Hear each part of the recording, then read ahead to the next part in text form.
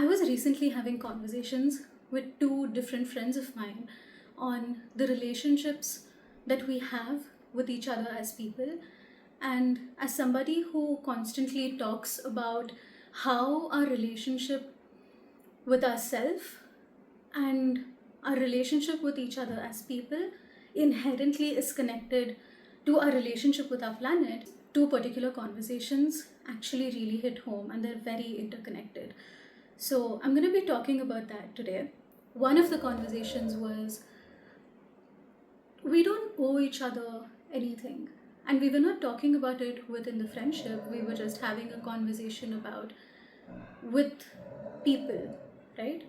And the second conversation was about vulnerability with each other, including your friends. So, starting with we don't owe each other anything, I feel like there is a very disconnected way of being. And before I get into why, I want to clarify something, right? This isn't about owing something out of burden. This isn't about owing something from a power dynamic of someone's higher, someone's lower, we owe this person something. This isn't about owing something out of self-sacrifice. This isn't that. That is debt. And that kind of owing something has been woven into all of our relationships across generations, from our previous generations, and to them from their previous generations. Now, this debt looks like pressure, it looks like control, it looks like guilt, all of it wrapped in a neat little box that says love and gratitude. That is not the kind of owing that I'm talking about. That is just debt. And while we reject that as human beings, what we have also done is we have rejected the actual premise, the actual foundation of relationships itself, because we have mistaken debt with relational responsibility being same things. They're not. And this is also not you owe all of this to strangers, what I'm going to talk about in terms of what we owe each other as people. I'm not talking about you owing something to every Tom, Dick, and Harry you meet, to owing something to people who have harmed you, to owing something to people who have probably wronged you, extracted from you in some way, and there has been no accountability. I am not talking about any of that, right? So this is just a beginning of the video clarification. What I am talking about is, as human beings, as a species that have evolved to be in community with each other, who have originally and largely been a matriarchal society, as relational beings, we do owe each other something. We owe each other honesty. We owe each other accountability. We owe each other acknowledgement of our relationship from both sides or from multiple sides, because relationships are always multifaceted. There are always multiple sides and multiple people in relationships, right? And we owe each other truth. We owe each other communication. We also owe each other self-reflection and accountability, because our lack of emotional awareness towards others is not the world's responsibility. It is ours. And when you have shared a relationship with somebody, when you have shared a connection with somebody, even if you don't know this person well, you've probably met them a couple of times. This absolutely applies to people you've known for a long while. If you have had a good, healthy relationship and there hasn't been any sort of exploitative or extractive behavior from one side, then this absolutely applies to long-term relationships. It also applies to people you have met just for the premise that we're human beings and there was a connection. And if there was a spark, and if you experience something together, and none of this necessarily has to be romantic, right? If you have experienced something with them, if you have shared something with them, then you owe each other that acknowledgement that that relationship mattered, that person mattered or matters in the present tense. We owe each other honesty. But when we reject or when we mistake this relational responsibility with debt that we are taught, with the obligation that is expected of us, which is generational conditioning and generational patterns, what happens is we are rejecting stepping into discomfort for connection. We are rejecting the acknowledgement, we are rejecting accountability, we are rejecting honesty towards each other, communication towards each other, saying, hey, I thought about this and I'm sorry that I acted in a certain way. Or, hey, we've been talking for a while, but I'm actually going through something right now and I need some time for myself. But when that doesn't happen, and what we have really, really gotten good at is checking out of relationships. We first check out emotionally, we space out emotionally, and then the physical thing happens. And some people are really good at doing both at the same time. And we forget that all relationships, expect something from us. Not as a burden, not as an obligation, but in the form of participation. And we have to move from feeling so uncomfortable in relational responsibility that we forget that we are relational beings. We reject debt, we reject obligation, which is great, but then we forget to separate that from what an actual relationship requires of us. Every relationship is going to have disagreements, every relationship is going to have discomfort, and sometimes even a lot of long-term relationships you've had, again, does not have to be romantic, it can be familial, it can be platonic, it can be professional, it doesn't matter. You may not be able to open yourself up and be vulnerable or bring yourself to step into that discomfort. And this is where the nuance lies in that this has to be made available from both sides to both sides.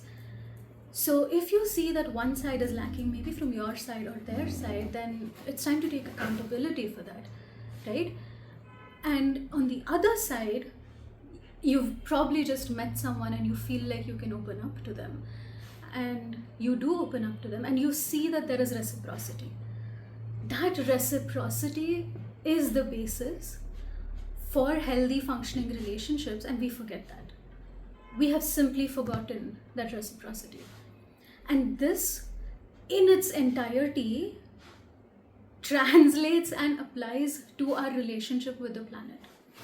Because we don't even let ourselves be vulnerable with ourselves, with people who are close to us, because you require to feel a certain level of safety to feel vulnerable.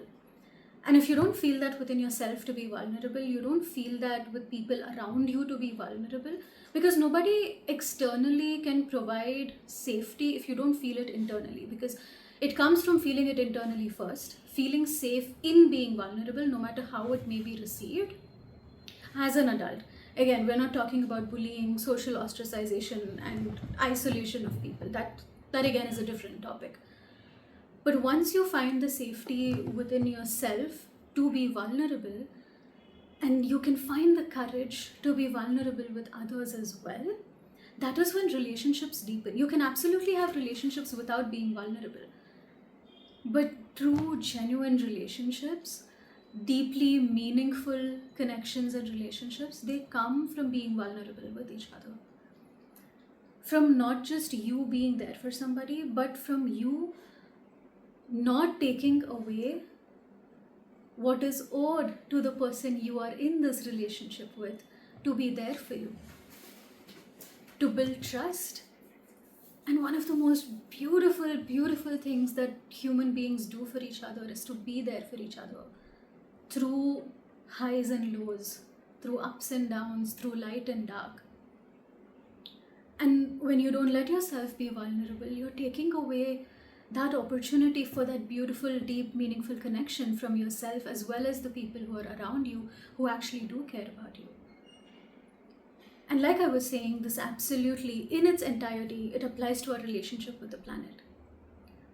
What happens? We take resources, we don't acknowledge, we move on. That is the basis of colonialism. That is the basis of how lands and people and resources were colonized. And the basis of that, again, is extractive behavior, where there's no accountability, there is no relational responsibility. We think we are owed by the planet, so we take. We apply that to people in a lot of ways when we emotionally check out. You don't necessarily have to be a bad person. A lot of this may be subconscious, unconscious behavior, but it absolutely does happen. And when we don't feel a relational responsibility to the planet, we don't feel like there's something to be done about it, or that there's the need for something to be done about it. When we try to protect something without relational responsibility, it becomes a power dynamic. And that is the basis of a lot of the times applying solutions that don't belong in a particular problem, which is where things get worse instead of getting better, because we're not looking at what the relationship is. We're not asking a question. We're not communicating. Right? So how we treat each other is absolutely how we treat the planet. And not just with 2 or 3 people. How we treat each other in a community is how we treat the planet. It is so important to have self-introspection, reflection, to understand we do owe each other something. We owe each other something. We owe the planet something. And that is presence, participation in the relationship, genuine emotional presence, emotional availability, being vulnerable with each other, communication, honesty. Did I say that twice? I think I said that twice. But that is the basis of it. And once we start repairing that part of the dynamic, everything else eventually starts falling into place. So here's what I'm going to leave you with. If you are going through something, let the people who love you, even if you have just met them, or if you've known them for a while, let them be there for you. If you have had a connection with someone, it's okay to be vulnerable with them. Acknowledge them. Acknowledge that they mattered, that relationship mattered. And it's okay if it's scary. Don't drop out of conversations. Don't disappear. Communicate. Build trust with each other, and this absolutely goes both ways. Build trust with each other, be there for each other, and you will see how beautifully that eventually translates to the planet. You will start listening to trees, you will start hearing the wind. You will know what better way to apply solutions for, but most importantly, you will learn how to be in a relationship with the planet itself, because you have learned how to be in a relationship with your community, with your friends, with people who can potentially be a deeply meaningful part of your life. And that matters. And if you're new here, I'm Pranita. I'm a conservation scientist. And like I said in the beginning of the video, I apply 2 conservation problems: how we relate to each other as people and how we relate to the planet as well. So it's science in a non-traditional way, but a deeply, deeply human way. So welcome to my channel.